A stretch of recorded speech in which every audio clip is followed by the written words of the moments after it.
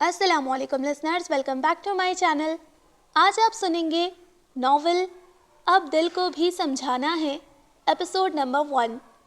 और ये नॉवल बिल्कुल डिफरेंट स्टोरी के साथ है। मतलब लव स्टोरी तो है, लेकिन इस कहानी का मेन फोकस है एक जन्नात के कैरेक्टर पर। मतलब नॉवल होता है ना, एक मिस्टीरियस सा जन्नाती रूह के साथ, कुछ इस टाइप का शॉर्ट सा नॉवल है, लेकिन बहुत बहुत इंटरेस्टिंग है। मैंने अभी पूरा पढ़ा नहीं है, लेकिन इसके रिव्यूज़ पढ़े हैं और रिव्यूज़ के लिहाज से मुझे नॉवल बहुत अच्छा लग रहा है। और इसी के साथ कहानी में एक गांव का माहौल दिखाया गया है। मतलब गांव का कच्चा घर, वहाँ का देहाती और देसी माहौल, तो उसी पर बेस्ड ये बहुत ही इंटरेस्टिंग और लवेबल स्टोरी है। साथ में कुछ मिस्ट्रीज़ भी हैं जो आगे जाकर हमें नॉवल में पता चलेंगी और सॉल्व होंगी। अब मुझे नहीं पता कि जन्नाती है या नहीं, मतलब जिक्र तो है कहानी में, लेकिन इस नॉवल का असल क्लाइमेक्स क्या होगा वो अभी तक मुझे भी नहीं पता है। तो नॉवल इंटरेस्टिंग है, बहुत अमेजिंग है, मुझे यकीन है कि आपको पसंद आएगा। तो चलिए फिर जल्दी से शुरू करते हैं नॉवल अब दिल को भी समझाना है एपिसोड नंबर 1। जो भी चखे इसे वो कहे आफरी आफरी। आकिफा की ये मदह सराई सरासर अपनी बनाई जाने वाली चटनी के बारे में थी, जिसमें वो अब दही मिला रही थी। प्लास्टिक की थैली से चिपके बच्चे कच्चे दही को अपनी जुबान से चाटकर साफ कर रहे थे। राहील ये मंजर देखकर भुन्ना कर रह गई। उसकी नफासत पसंद तबीयत को ये सब कहाँ गवारा था। आकिफा ने चटनी शीशे के प्याले में डाली। बाहर धूप में जलते भुनते छोटी चची रोटियां तनूर पर लगाने के साथ साथ अपनी किस्मत को भी फर्राटे से कोस रही थी। उनके साथ रिजवाना बैठी हुई थी, जो तनूर से उतरती रोटियों को जल्दी जल्दी मक्खन लगा रही थी। राशु दस्तरखान बिछा चुकी थी। माश की दाल, पुदीने अनारदाने की चटनी, लस्सी के साथ प्याज टमाटर और खीरे का सलाद था। सिवाय राहील के सब रग़बत से खा पी रहे थे। शहर वालों को भला ये नेमतें कहाँ मयसर हैं। ये खालिस मक्खन लगी गंदम की रोटी, असली मिलावट से पाक लस्सी, वाह वाह, खाने का लुत्फ आ गया। रिजवाना ने मर्दों के उठ जाने के बाद ये फिक्रे कहे थे। यहाँ सब दोपहर को खाने के बाद कैलूला करने के आदी थे, मगर राहील को हजार जतन करने के बावजूद नींद नहीं आती थी। अगर आ भी जाती तो रात जागते हुए गुजरती। सोचों से अकेली जंग करते करते वो बेहाल हो जाती। गर्मी का मौसम था। सरे शाम ही चारपाइयाँ वसी बरामदे में बिछ जाती। राशु झाड़ू लगाकर पानी का छिड़काव कर देती और घड़ोंची पे ताज़ा पानी से भरे घड़े लाकर रख देती। राहील बेतवज्जही से देखती रहती।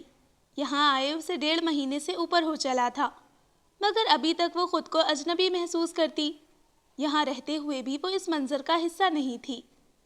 शुरू में सभी ने अपनी सादगी और वाफर खुलूस के बायस उससे दोस्ती करने की सर तोड़ कोशिश की, मगर उसके अजनबी रवैये और सर्द मिजाजी ने उन्हें कदम वहीं रोक लेने पर मजबूर कर दिया।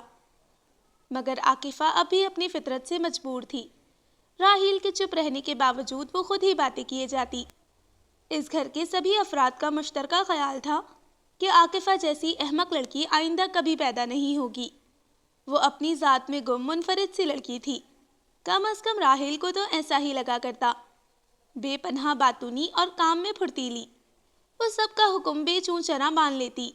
जब भी देखो किसी न किसी काम में मसरूफ़ नज़र आती। राहील को हैरत होती। वो अक्सर सोचती, क्या ये लड़की थकती नहीं है। नौरीन बेटी, जरार के लिए मुर्गी का सालन निकालकर अलहदा से रख देना। वो दोपहर के खाने पर भी नहीं आया था।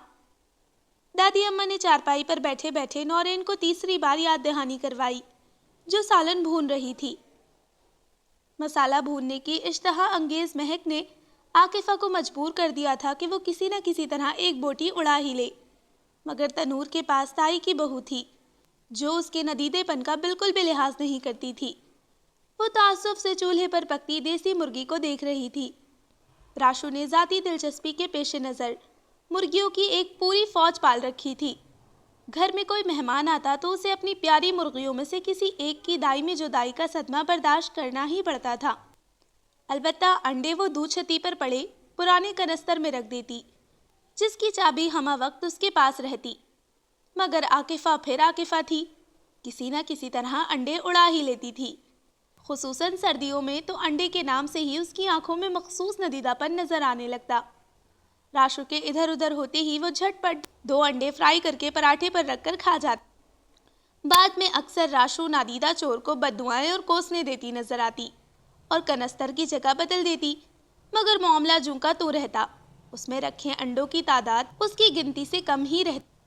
آج تو اکٹھے راشو کی 2 صحت مند مرغیاں اور 1 مرغا ذبح ہوا تھا، سو اس کا افسردہ ہونا لازمی تھا۔ دادی اماں نے اسے کپڑوں کا لالچ دے کر بہلا لیا تھا۔ نورین، تھوڑے سے آلو بھی سالن میں ڈال دینا۔ راحیل کی قمیص پر کڑھائی کرتے ہوئے انہوں نے نورین کو نیا حکم دیا تو وہ سر ہلا کر رہ گئی اور نعمت خانے میں رکھی ٹوکری سے آلو نکالنے چلی گئی۔ چھوٹی چچی بھی دادی کے پاس آ کر بیٹھ گئیں۔ کتنی خوبصورت بیل ہے اور رنگ کتنے بھلے لگ رہے ہیں اس قمیص پر۔ انہوں نے تعریفی نگاہ سے قمیص کے ڈیزائن کو دیکھا تو چشمے کو ناک پر درست کرتے ہوئے دادی اماں تیز تیز ٹانکے لینے لگی۔ منو مٹی اور گرد میں لتڑا ہوا باہر سے آیا اور سیدھا ماں کی گود میں گھس گیا۔ عائشہ نے 3-4 دھموکے اس کی پیٹھ پر لگاتار جڑے تو دادی اماں کو غصہ آ گیا۔ انہوں نے منو کو اپنی طرف کھینچ لیا۔ کیسی ماں ہو تم؟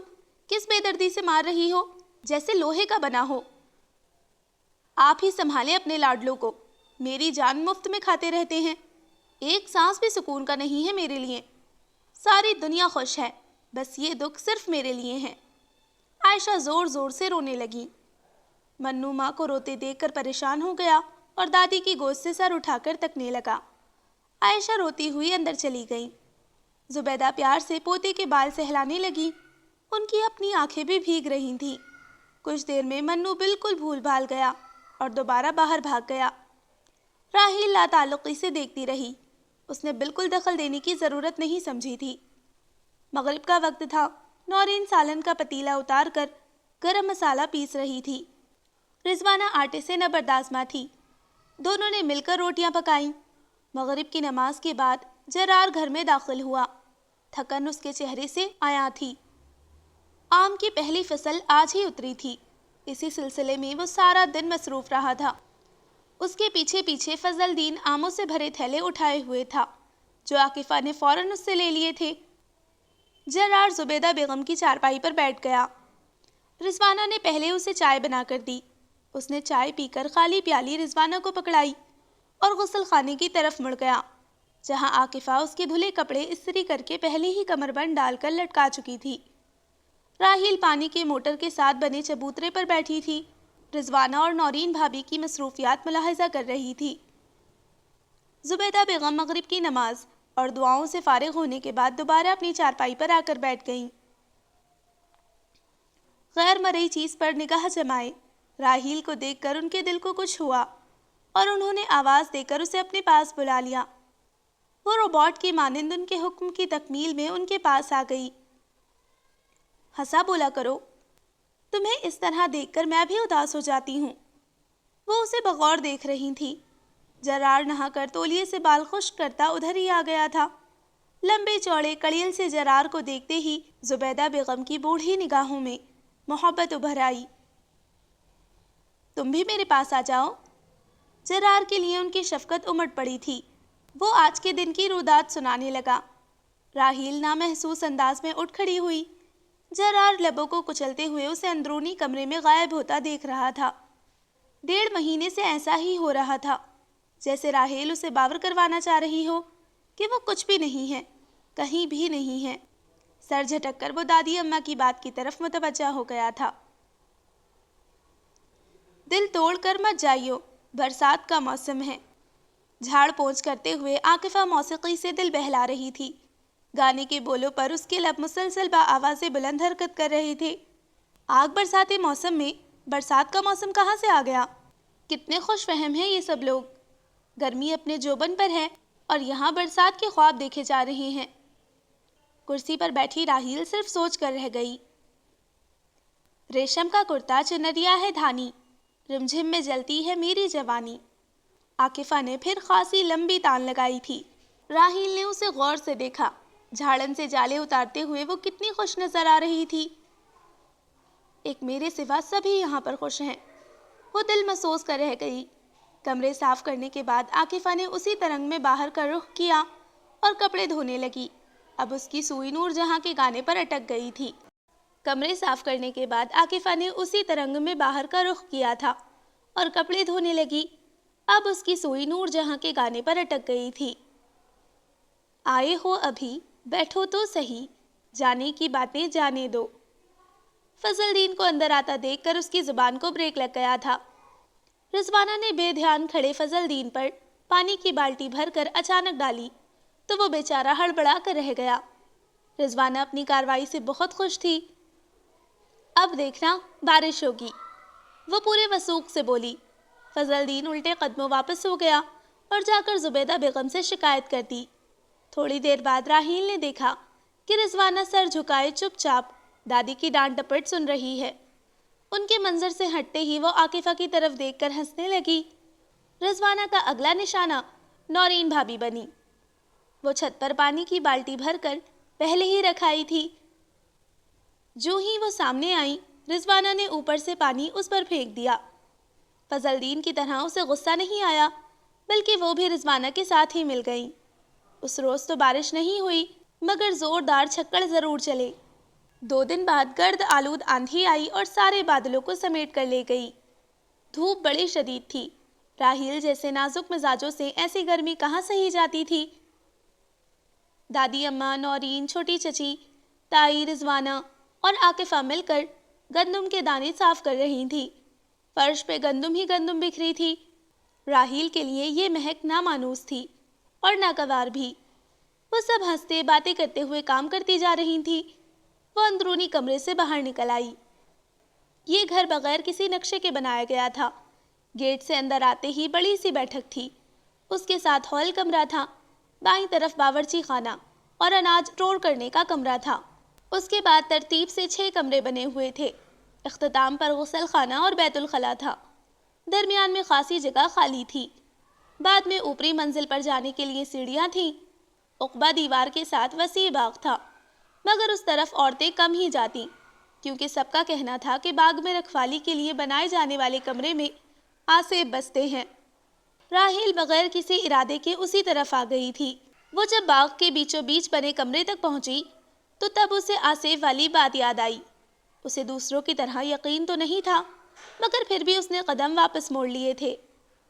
کبھی آرام سے آؤں گی تو جائزہ لوں گی، وہ خود کلامی کے انداز میں بڑبڑائی تھی، مگر اسی وقت پھر اس نے دوبارہ قدم آگے کی طرف موڑ لیے۔ آہستہ آہستہ قدم اٹھاتی، درختوں کی لٹکتی شاخوں سے اپنا آپ بچاتی وہ سیدھی اس کمرے تک پہنچ گئی۔ باہر کھڑے کھڑے اس نے اندر جھانکا۔ ایک عام سا کمرہ تھا، کوئی بھی تو خصوصیت نہیں تھی اس میں جو ظاہر کرے کہ یہاں غیر مرئی چیزوں کا بسیرا ہے۔ ایک جھنگلا سی چارپائی، 2 ناکارہ موٹر کے پہیے، ایک زنگ آلود مشین، میلے غلاف والا تکیا، چارپائی پر پڑی بالکل دھلی ہوئی چادر۔ جب اس طرف کوئی آتا ہی نہیں تھا تو یہ صاف ستھری چادر کیا معنی رکھتی تھی؟ پہلی بار اسے اس گھر میں کچھ دلچسپی محسوس ہوئی۔ کچھ مبہم سی سوچوں کے ہمراہ وہ پلٹ کر آ گئی۔ شدید حبس کے بعد بادلوں کے پرے جمع ہونے شروع ہو گئے تھے۔ زبیدہ بیگم لڑکیوں کو آواز دے رہی تھی تاکہ وہ خشک لکڑیاں اندر محفوظ کر لیں، کیونکہ بادل برسنے کو بے تاب نظر آ رہے تھے۔ رضوانہ دھلے ہوئے کپڑے اتار رہی تھی۔ راشو اپنی مرغیوں کو بمشکل ڈربے تک لائی تھی۔ عاکفہ لکڑیاں باورچی خانے میں ڈھیر کرتی جا رہی تھی۔ نورین بھی اس کے ساتھ ہاتھ بٹانے لگی۔ پھر اچانک موٹی موٹی بوندیں تواتر سے پیاسی دھرتی کو سیراب کرنے لگی تو گیلی مٹی کی سوندھی سوندھی مہک الگ سے ہی اپنی پہچان کروانے لگی۔ راحیل برآمدے کے پہلو کے ساتھ بیٹھی ہوئی تھی۔ اس کے جوتوں سے آزاد پیروں کو بارش کا پانی بھگو رہا تھا۔ اسی اثنا میں بجلی بھی چلی گئی۔ مغرب کا وقت تھا، اندھیرا گہرا ہوتا جا رہا تھا۔ عاکفہ کیروسین لیمپ جلا کر تمام کمروں میں رکھ آئی۔ راحیل خوش نظر آ رہی تھی۔ زبیدہ بیگم مطمئن ہو گئی۔ آج پہلی بار وہ اس ماحول کا حصہ نظر آئی تھی۔ جرار شہر گیا ہوا تھا۔ کچھ لوگوں کو اس کی واپسی کا بے چینی سے انتظار تھا۔ بجلی کی آنکھ مچولی جاری تھی۔ تھوڑی دیر بعد آسمان صاف ہو چکا تھا۔ چارپائیاں وسیع صحن میں یہاں سے وہاں تک بچھی نظر آ رہی تھیں۔ نورین نے بڑے سے ٹب میں آم ٹھنڈے ہونے کے لیے ڈال دیے۔ اور پھر بڑی نفاست سے کاٹ کاٹ کر سب کے لیے الگ الگ پلیٹوں میں رکھے۔ اتنے میں جرار بھی آ گیا۔ طائرانہ سی نگاہ سب پر ڈال کر وہ سلام کرتا اندر اپنے کمرے کی طرف چلا گیا۔ راحیل کی بے چین نگاہوں نے دور تک اس کا تعاقب کیا تھا۔ اس کی دلچسپی ہر چیز سے ختم ہو گئی۔ آم کی قاشیں جو کہ تو اس کے سامنے پڑی ہوئی تھی، اس نے چکھا تک نہیں تھا۔ جرار تھوڑی دیر بعد واپس آیا، کچھ دیر ان سب کے درمیان بیٹھا اور دادی کے ساتھ ساتھ ابو، چچا اور امی سے ہی اس کی بات چیت ہوتی رہی۔ وہ آہستہ آواز میں باتیں کر رہے تھے۔ راحیل کے پلے ایک لفظ تک نہیں پڑا۔ جرار کچھ دیر کے بعد سونے کے لیے چلا گیا۔ راحیل نے تمام چارپائیوں پر سوئے ہوئے افراد پر نگاہ دوڑائی۔ ہر سو خاموشی تھی۔ جھینگر اور گیدڑوں کی آوازیں سناٹے کو مجروح کر رہی تھیں۔ اس نے ریڈیم ڈائل والی نازک سی رسٹ واچ میں ٹائم دیکھا۔ ابھی 11 نہیں بجے تھے۔ شاید وہ سو چکا ہو۔ وہ خود کلامی کے انداز میں بڑبڑائی، مگر اب اس سے مزید صبر نہیں ہو رہا تھا۔ اپنی انا کو اس نے فی الحال بالائے طاق رکھنے کا فیصلہ کر لیا۔ جرار کے کمرے کا دروازہ بھڑا ہوا تھا۔ ہاتھ لگانے سے چوپٹ کھل گیا۔ وہ نیند میں تھا، مگر کھٹکے سے اس کی آواز کھل گئی۔ کمرے میں در آنے والی چاندنی نے اسے بتا دیا تھا کہ یہ ہیولا نسوانی ہے۔ وہ اٹھ کر بیٹھ گیا اور لائٹ جلا دی۔ سامنے راحیل کھڑی تھی۔ بے اختیار ایک آسودہ سانس اس کے سینے سے خارج ہوئی۔ جرار نے صوفے پر پڑی قمیض اٹھا کر اپنی طرف گھسیٹی۔ راحیل شرمندہ سی تھی۔ اس شخص کو آج تک اس نے خود مخاطب نہیں کیا تھا، مگر گردش دوراں کیا کیا رنگ دکھلاتی ہے۔ وہ رات گئے اس کے کمرے میں تھی۔ اپنی ضرورت اسے وہاں تک کھینچ لائی تھی۔ میں اس لیے آئی ہوں کہ شاید کچھ پتہ چلا ہو۔ اس کی تذبذب میں ڈوبی آواز ابھری۔ جرار قمیص پہن چکا تھا۔ آپ کیوں پریشان ہوتی ہیں؟ اوپر والا بہتر ہی کرے گا۔ خلاف معمول اس کا لہجہ نرم تھا۔ راحیل کا حوصلہ بڑھا۔ اس نے بڑی امید سے جرار کی طرف دیکھا۔ آپ پرانی نیوز پیپر لائے ہیں؟ نہیں، البتہ آج کے 3-4 اخبارات موجود ہیں، آپ لے جائیے۔ کچھ کتابیں اور میگزینز بھی ہیں۔ جرار نے سامنے پڑے شاپر کی طرف اشارہ کیا۔ میں صبح لے لوں گی۔ اس سے صبر تو نہیں ہو رہا تھا، مگر اس وقت مناسب نہیں لگ رہا تھا۔ اس وقت کیوں نہیں؟ وہ سب کچھ جانتے ہوئے بھی پوچھ رہا تھا۔ وہ اسی خاموشی سے باہر نکل آئی۔ 2 آنکھیں چادر کی جھری سے بغور اس کا جائزہ لے رہی تھیں۔ جرار نے دروازہ بند کیا اور قمیض اتار کر پنکھے کے آگے لیٹ گیا۔ کمرے میں ابھی تک راحیل کی خوشبو رچی محسوس ہو رہی تھی۔ دونوں ہاتھوں کا تکیہ بنائے وہ چت لیٹا چھت کو دیکھ رہا تھا۔ ایک تلخ سی مسکراہٹ نے اس کے لبوں کا احاطہ کیا تھا۔ صبح جب اس کی آنکھ کھلی تو سب ناشتے سے فارغ ہو چکے تھے، سوائے اس کے۔ وہ منہ ہاتھ دھو کر غسل خانے سے باہر آئی اور اپنا تولیہ اسی وقت تار پر پھیلا دیا۔ اپنی ذاتی اور عام استعمال کی تمام چیزیں اس نے یہی منگوا لی تھیں۔ اس کی کنگھی، تولیہ، صابن اور دیگر چیزیں الگ تھیں۔ پہلے دن جب وہ یہاں آئی تو منہ دھونے کے بعد جب اسے تولیہ پیش کیا گیا تو اس نے عجیب سی نگاہ سے عاکفہ کو دیکھا اور سوری کہا۔ پھر اس نے ٹشو پیپر سے اپنے چہرے کو صاف کیا۔ اس کے پاس انواع و اقسام کی کریمیں، لوشنز، شیمپوز اور جانے کیا کیا الا بلا تھا۔ عاکفہ نے دیکھا تو بطور خاص رضوانہ اور راشو سمیت نورین بھابھی کو بھی بتا دیا۔ راحیل کے خوبصورت ہاتھ پاؤں اور کھلی کھلی سی رنگت کے لیے اس کی نگاہ میں رشک و ستائش کی چمک صاف محسوس کی جا سکتی تھی۔ خود ان سب کے ہاتھ پاؤں اس کے مقابلے کتنی گہری رنگت کے تھے۔ برتن مانجھ مانجھ کر ہاتھوں کی ساری نرمی اور نزاکت زائل ہو گئی تھی۔ یہی حال پاؤں کا تھا۔ پھٹی ایڑیاں، بدرنگ ناخن اور خاکستری جلد، کاموں میں ہر وقت مصروف رہنے کے باعث اپنے اوپر توجہ دینے کا وقت ہی کہاں تھا کسی کے پاس۔ اس دن کے بعد سے کسی نے بھی راحیل کو اپنا تولیہ دینے کی حماقت نہیں کی۔ البتہ جرار سے اس کا تولیہ استعمال کرنے کی غلطی ضرور ہو گئی تھی۔ وہ حسب معمول شام کو واپس آنے کے بعد غسل خانے میں چلا گیا تھا۔ تار پہ لٹکا تولیہ اس نے اتار کر ہاتھ میں پکڑا ہوا تھا۔ وہ نہا کر نکلا تب راحیل نے اپنا تولیہ اس کی گردن میں دیکھا۔ تنفر اور تحقیر کی ایک لہر اس کے اندر اٹھی تھی، جس نے پل میں ہی اسے غصہ دلا دیا تھا۔ جرار نے اسی طرح تولیہ دوبارہ تار پر پھیلا دیا۔ راحیل نے بڑی تیزی سے آ کر تولیہ تار سے اتار کر نیچے مٹی میں پاؤں سے بڑی قوت سے مسلا۔ تب جرار کو پتہ چلا کہ کیا معاملہ ہے۔ اس نے بڑی مشکل سے اپنا غصہ ضبط کیا کیونکہ دادی اماں اسے ملتجی نگاہوں سے دیکھ رہی تھی۔ اس روز راحیل سرے شام ہی کمرے میں بند ہو گئی اور 1000 منتوں کے باوجود کھانا نہیں کھایا۔ غصہ تو جرار کو بھی آیا تھا، مگر اس نے راحیل کی طرح تماشا بننا گوارا نہیں کیا۔ دوسرے روز اس نے نیا تولیہ راحیل کو لا دیا۔ اس بات پر کافی روز ہلکی ہلکی سرگوشیاں ہوتی رہیں جو اسے اپنا مستقبل ابھی سے دکھا رہی تھی۔ نورین نے اس کے لیے تازہ چائے بنائی۔ آج ڈبل روٹی، جیم اور مارجرین بھی ناشتے میں موجود تھا۔ راحیل کی استفہامیہ نگاہوں کے جواب میں نورین بھابی نے وضاحت کی، جرار کل لایا ہے، بڑی اماں نے کہا تھا۔ وہ چینی کے نفیس سے کپ میں اس کے لیے چائے انڈیل رہی تھیں۔ راحیل نے سلائس کے کنارے کو محض دانتوں سے کتر کر چھوڑ دیا۔ اس کا بالکل بھی کھانے کو جی نہیں چاہ رہا تھا۔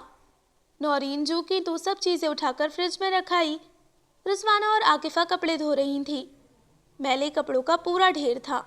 عاکفہ بڑی تندھی سے جرار کی سفید بنیان پر برش رگڑ رہی تھی۔ نورین اگر راحیل کے اتارے جانے والے کپڑے بھی اس کے پاس رکھ گئی تھی۔ رضوانہ نے کچھ سمجھانے والی نگاہوں سے عاکفہ کی طرف دیکھا۔ قمیض کی سلائی اور رنگ کتنا پیارا ہے، وہ بولی تو رضوانہ اسے گھورتے ہوئے بالٹی میں اور پانی ڈالنے لگی۔ ہاں، لگتا ہے کسی مہنگے درزی نے سیا ہے۔ کون سا پیسوں کی کمی ہے چچا کے پاس؟ اس کا لہجہ ہر جذبے سے آری تھا۔ عاکفہ اب جرار کا کرتا دھو رہی تھی۔ کچھ دیر بعد راشو بھی ان کے پاس آ گئی۔ وہ تینوں کپڑے دھونے کے ساتھ ساتھ فراٹے سے باتیں بھی کر رہی تھی۔ راحیل ان سے قدرے فاصلے پر برآمدے میں رکھی لوہے کی کرسی پر بیٹھی جرار کے لائے اخبارات غور سے پڑھ رہی تھی۔ اس کی مطلوبہ خبر کہیں پر نہیں تھی۔ زبیدہ بیگم کو آج کچھ زیادہ ہی گرمی لگ رہی تھی۔ وہ اندر کمرے میں ہی تھی۔ عائشہ چچی جانے کہاں تھی؟ منو 2 بار ان کا پوچھ چکا تھا۔ یکدم راحیل کی توجہ ایک اجنبی سی آواز سے ہٹ گئی۔ عاکفہ، رضوانہ اور راشو تینوں اچانک کپڑے چھوڑ کر اندر چلی گئی تھیں۔ نورین بھابی بھی متفکر سی تھی۔ وہ بھی اخبار چھوڑ کر ان کے درمیان آ گئی۔ عائشہ چچی چارپائی پر عجیب سے انداز میں پڑی تھی۔ ان کا جسم ایٹھا ہوا سا لگ رہا تھا۔ ہاتھ پاؤں مڑے ہوئے تھے۔ گلے سے مسلسل خڑخڑاہٹ سے مشابہہ آواز نکل رہی تھی۔ تائی ان کے منہ میں چمچے سے پانی ڈالنے کی ناکام کوشش کر رہی تھی، کیونکہ تمام پانی منہ میں جانے کے بجائے باچھوں کے کنارے سے باہر نکل رہا تھا۔ راحیل کو ان کی آنکھیں دیکھ کر جھرجھری سی آ گئی۔ اف، کیسی سرخ انگارہ آنکھیں تھیں، جیسے شعلے دہک رہے ہوں۔ کسی کو بھیجو، مولوی صاحب کو بلا کر لائے۔ زبیدہ بیگم کے ہاتھ میں تسبیح تھی۔ وہ چاروں قل پڑھ پڑھ کر ان پر پھونک رہی تھی، مگر عائشہ چچی کی حالت جوں کی توں تھی۔ انہیں کیا ہوا ہے منو؟ راحیل نے روتے ہوئے منیر احمد سے پوچھا، جسے پیار میں سب منو کہتے تھے۔ میری امی پر جن آتے ہیں راحیل باجی۔ منو ساتھ ساتھ الٹے ہاتھ کی پشت سے اپنے آنسو بھی صاف کرتا جا رہا تھا۔ بڑے شاہ صاحب کہتے ہیں میری امی کا جن بہت خطرناک ہے، کیونکہ جب جن آتا ہے تو امی ہر چیز توڑ پھوڑ کر رکھ دیتی ہیں، خود کو مارتی ہیں۔ وہ توجہ سے سن رہی تھی۔ فضل دین مسجد سے مولوی صاحب کو بلا کر لایا تھا۔ وہ کرسی عائشہ کے سرہانے ڈالے بیٹھے دم کر رہے تھے۔ عائشہ بستر سے اٹھ کر مولوی صاحب کو مارنے کی کوشش کر رہی تھی۔ نورین، رضوانہ، عاکفہ اور راشو نے بمشکل تمام عائشہ کو قابو کر رکھا تھا۔ آزاد ہونے کی کوشش میں ان کا جسم بل کھا رہا تھا۔ مولوی صاحب دم کرنے کے بعد اٹھ کھڑے ہوئے تو عائشہ کو چھوڑ دیا گیا، مگر پھر کیا تھا؟ وہ پیچھے سے مولوی صاحب پر پل پڑیں۔ ان کے حلق سے خردری مردانہ آواز نکل رہی تھی۔ تو اسے چھوڑ کر کیوں گیا تھا؟ بول اکمل، میں تجھے نہیں جانے دوں گا۔ عائشہ نے پوری قوت سے مولوی صاحب کا بازو پکڑ لیا تھا۔ اسے چھڑوانا دشوار ہو رہا تھا۔ 18-19 سالہ مظہر الحق اس صورتحال سے بری طرح ہراسا نظر آ رہا تھا۔ ایک عورت جس پر جن چڑھا تھا اسے اکمل سمجھ رہی تھی۔ کتنے جتن کرنے کے بعد مظہر الحق کو رہائی ملی تو وہ کمان سے چھوٹے تیر کی مانند مسجد کی طرف بھاگا تھا، جو چند قدم کے فاصلے پر ہی تھی۔ دادی اماں منہ پر دوپٹہ ڈال کر رو رہی تھی۔ عائشہ اب چت لیٹی چھت کو گھور رہی تھی۔ ان کی اس نگاہ میں پہچان کی کوئی رمق نہیں تھی۔ عائشہ کی سب سے بڑی جٹھانی مسرت کی کیفیت بھی ساس سے مختلف نہیں تھی۔ منو الگ الگ سہما ہوا سا تھا۔ راحیل آج اندر کمرے میں سوئی تھی۔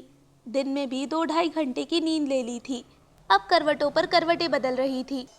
تمام کھڑکیاں کھلی ہوئی تھیں، البتہ دروازہ اس نے خود بند کیا تھا۔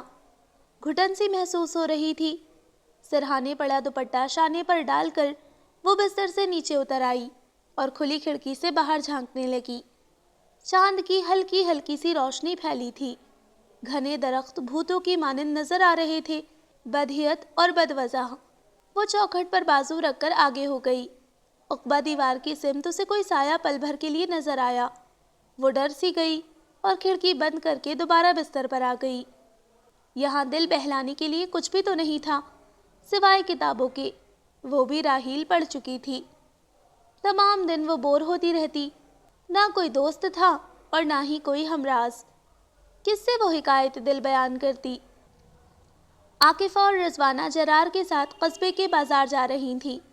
دادی اماں نے راحیل کے نانا کرنے کے باوجود زبردستی 500 کا نوٹ اس کی پرس میں ڈال دیا۔ وہ تو بازار بھی نہیں جانا چاہ رہی تھی۔ زبیدہ بیگم نے اسے راضی کیا۔ عاکفہ اور رضوانہ بہت خوش لگ رہی تھیں۔ نورین بھابھی اور راشو نے بھی اپنی اپنی مطلوبہ چیزوں کی لسٹ اسے دے دی تھی۔ راحیل بھی تیار ہو کر آ گئی تھی۔ دوپٹہ بمشکل اس کے سر پر ٹکا ہوا تھا۔ جرار کی نگاہوں سے ناپسندیدگی عیاں تھی۔ زبیدہ بیگم نے اپنی کڑھائی والی چادر نکال کر راحیل کو دی۔ بیٹی، اسے اچھی طرح اوڑھ لو، ہمارے یہاں عورتیں کھلے سر کے ساتھ باہر نہیں جاتی۔ راحیل کو سخت ہدک کا احساس ہوا، مگر وہ واپس بھی نہیں جا سکتی تھی۔ سب اسے ہی دیکھ رہے تھے۔ اس کی گوری رنگت میں خفگی کی سرخی بھی شامل ہو گئی، مگر جرار نے چندہ اہمیت نہیں دی۔ وہ گاڑی میں بیٹھی تو جرار نے اسے سنانے کے لیے اونچی آواز میں کہا، یہاں رہ رہی ہیں تو ہمارے طریقوں کے مطابق چلنا پڑے گا۔ اس نے پوری توجہ شیشے سے باہر نظر آنے والے مناظر پر مرکوز کر دی۔ عاکفہ اور رضوانہ اپنی باتوں میں مگن تھی۔ راحیل کو ایسا محسوس ہوا کہ اس کی آنکھیں بھیگ رہی ہیں۔ 2.5 مہینے پہلے اس نے تصور بھی نہیں کیا تھا کہ کبھی اسے یہاں آنا اور اس طرح سے رہنا بھی پڑے گا۔ نورین اور ایوب کی شادی میں وہ ماما کے ساتھ ایک دن کے لیے مارے باندھے آئی تھی اور سخت بیزار ہو کر رہ گئی تھی، اور اب 2.5 مہینے سے وہ طعن کرہن اس قید کو برداشت کر رہی تھی۔ اس نے پلکوں پر چمک اٹھنے والی نمی کو فوراً دوپٹے میں جذب کر لیا۔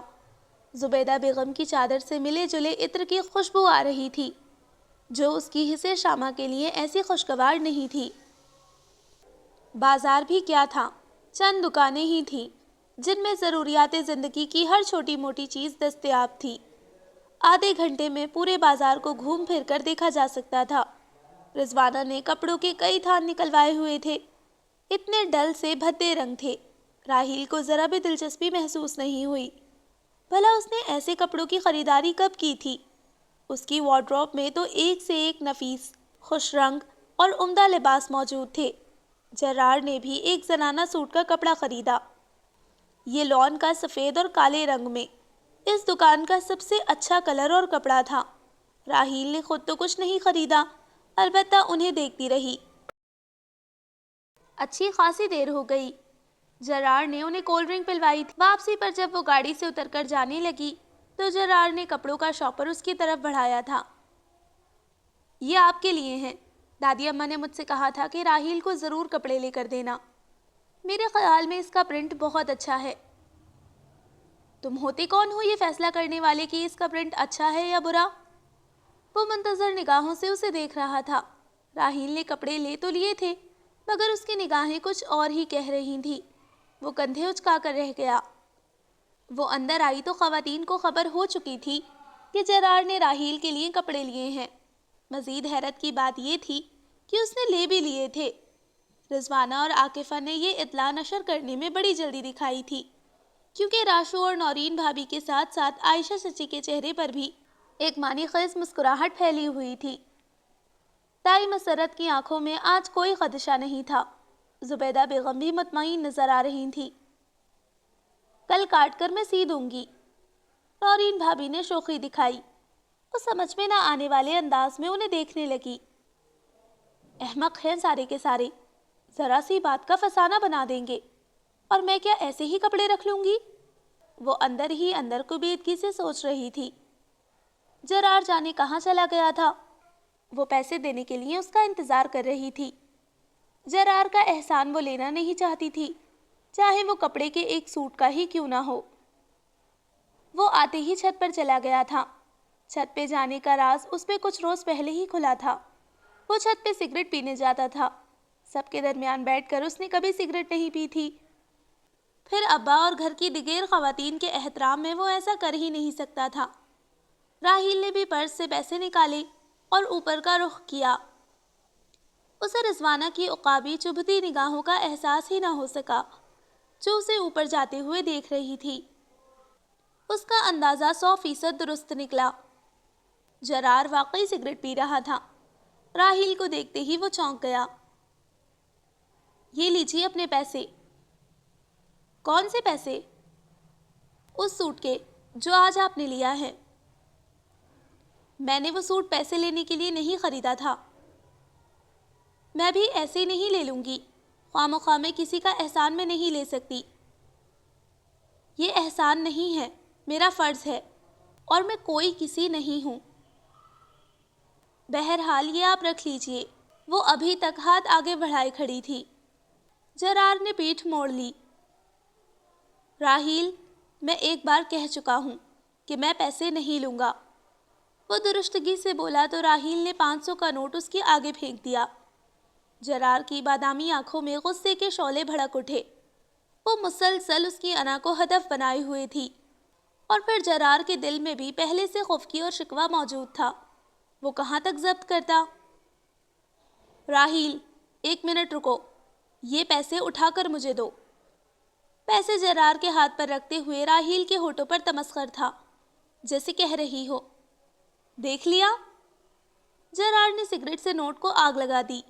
वो एक तरफ से सुलग कर अपनी वक़्त खो रहा था। फिर अध जला सिगरेट फेंक कर वो राहील को हाथ से पीछे हटाता नीचे उतर गया। रिजवाना ने जरार की कैफियत से बहुत कुछ भांप लिया था। कुछ देर बाद राहील भी नीचे आ गई। उसने लॉन का वो सूट अलमारी में घुसेड़ दिया था। रात बहुत देर तक ताई मसरत जरार का इंतज़ार करती रही। जाने वो कहाँ चला गया था। वो फिक्रमंद सी थी। राहील खुद को चोर सा महसूस कर रही थी। जरार बहुत देर बाद आया और खाना खाए बगैर ही सो गया। ताई माँ थी, सो तड़प गई। यूं भी उन्हें वो बहुत प्यारा था, और राहील जब से यहाँ आई थी, घर के माहौल में एक बेउनवान सा तनाव आ गया था। इंतज़ार, इंतज़ार और इंतज़ार।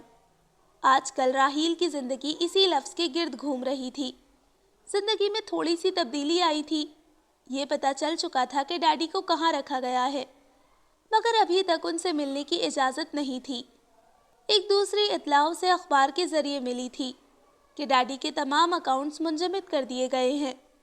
ऐसा कोर्ट ऑर्डर्स के बाद हुआ था। मामा बढ़ बढ़ कर डैडी के ख़िलाफ़ बयानबाजी कर रही थी। ये सूरत हाल उसका जहन माऊफ करने के लिए काफ़ी थी। कितनी बार वो छुप छुप कर रो चुकी थी। आज फिर गायब दिमागी के आलम में वो बाग की तरफ ही निकल आई थी।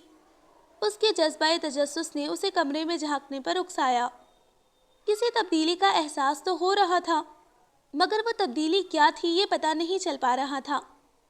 चारपाई के नीचे एक टूटी जनाना जूती पड़ी हुई थी। अचानक उसे याद आया कि आयशा चची अपनी एक गुम होने वाली जूती का कल भी जिक्र कर रही थी। कहीं वो जूती यही तो नहीं है? मगर इस जूती को यहाँ कौन लाया होगा? क्या छोटी चची? मगर नहीं, सबसे ज़्यादा तो वही इस तरफ आने से डरती हैं। वो दरख्तों के साथ साथ चलती काफ़ी आगे आ गई थी। यहाँ दरख्त घने थे और बेहद ठंडक का एहसास हो रहा था। खुरदरू झाड़ियों की बहुतात ने उसे बाग से ज़्यादा जंगल का एहसास दिलाया था। जाने किस अहमक ने उसे बाग का नाम दिया था। कई जगह कद आदम खारदार झाड़ियाँ मौजूद थीं। राहील को यहाँ कदरे सुकून का एहसास हुआ, मगर वो रुके बगैर आगे बढ़ती रही। दबी दबी नुस्वानी हंसी की आवाज़ उभरी तो वो वहीं रुक गई। आगे चंद कदम के फासले पर گھنی جھاڑیاں تھیں، یقیناً آواز اسی طرف سے آ رہی تھی، مگر کھردرو پودوں کو ہٹائے بغیر کچھ دیکھنا ناممکن تھا۔ کون ہے اس طرف؟ دل کڑا کر کے وہ مضبوط لہجے میں بولی۔ پھر راہیل کی حیرت کی انتہا نہ رہی جب گھنے پودوں کی اوٹ میں سے عائشہ چچی برآمد ہوئیں، مگر اس وقت وہ اپنے حواس میں نہیں لگ رہی تھی۔ جھومتی جھامتی وہ بازو پھیلائے اسی طرف آ رہی تھی۔ نہیں چھوڑوں گا، کسی کو بھی نہیں چھوڑوں گا، تمہیں بھی نہیں۔ عائشہ چچی کے منہ سے مردانہ آواز برآمد ہوئی۔ آنکھوں کی جگہ 2 سرخ انگارے دہکتے نظر آ رہے تھے۔